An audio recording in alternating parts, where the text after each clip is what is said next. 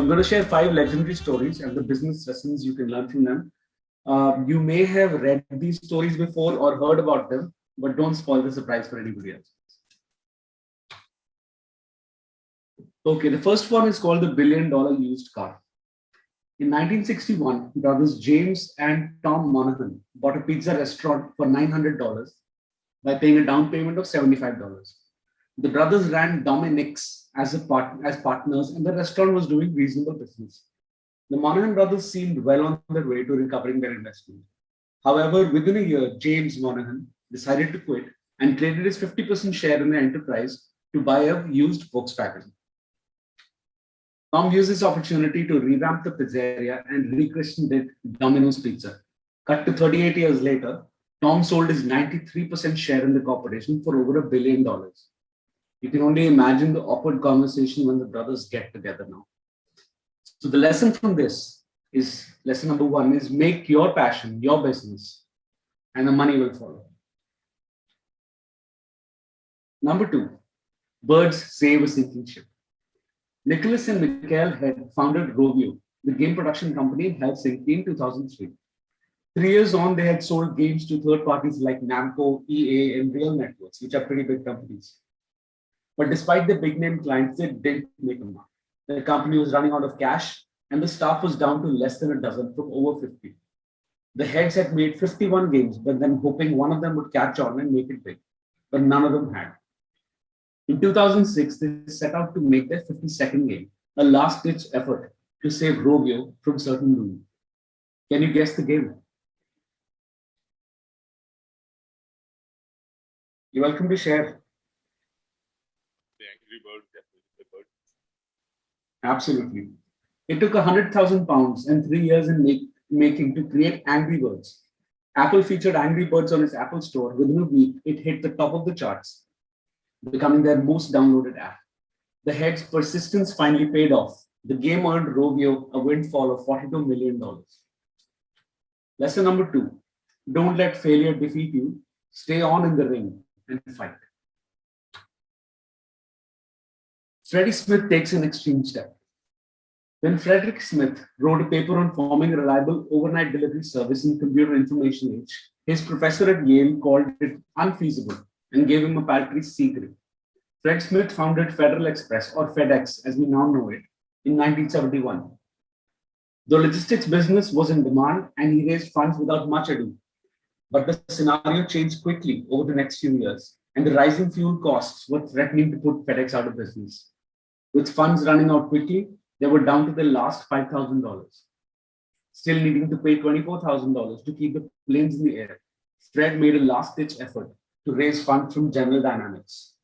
To his dismay, he was turned down, and the last door was firmly shut behind him. Instead of flying back home and ruining his luck, Fred flew to Las Vegas and played blackjack the entire weekend with the only money the company had left.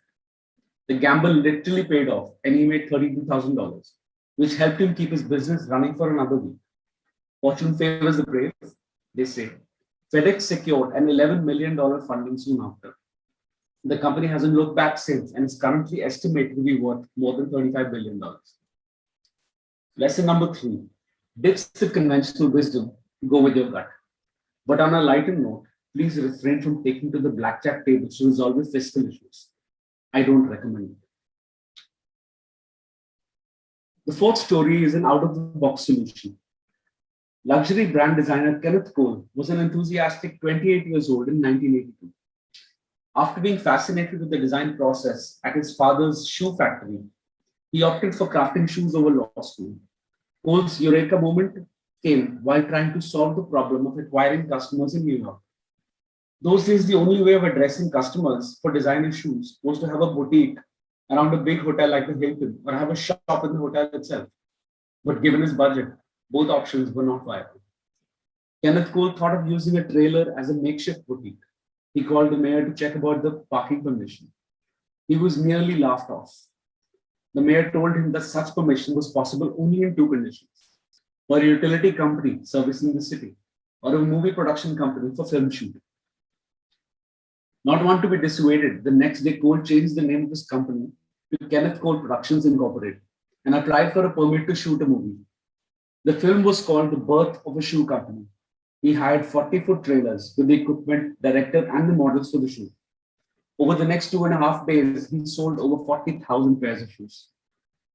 To this day, his company continues to be called Kenneth Cole Productions Incorporated. Lesson number 4 for today. When you hit a wall, think differently. Become a problem solver. Last story today is The Farmer's Eye. Ferruccio was a genius mechanic in Modena, in a small town in Italy. He started with small repairs and soon had his own vehicle maintenance shop. The war had ended and agriculture was hot. Ferruccio started making tractors using parts from discarded military vehicles. His workmanship was much in demand and the business began to flourish. By the year 1960, he was a name to reckon with in the tractor business. He loved automobiles passionately and owned a Maserati, Oscars, and a Ferrari. However, he always felt that these cars could be much better. He once had an issue with his Ferrari GT250 and went to see Enzo Ferrari, whose factory was nearby. Enzo Ferrari dismissed his complaint, saying that the issue was with the farmer driving the car and not the car. Ferruccio was furious with this insult and vowed to make a car that would beat the Ferrari one day. Can you guess who this farmer was? His full name is Ferruccio Lamborghini. Thus, automobile Lamborghini was born. To this day, Lamborghini's cutting-edge design, raw power, and visual appeal turn the competition green, even the otherwise red Ferrari. Lesson number 5. Turn your competitor's weakness into your strength. Every customer may not turn out to be a Lamborghini, but it pays to treat your customers well. So those are the 5 lessons for today. Make your passion your business and the money will follow. Don't let failure defeat you. Stay on in the ring and fight. Ditch the conventional wisdom. Go with your gut. When you hit a wall, think differently. Be a problem solver. And turn your competitor's weakness into your strength. Thank you for giving me that time to share these thoughts.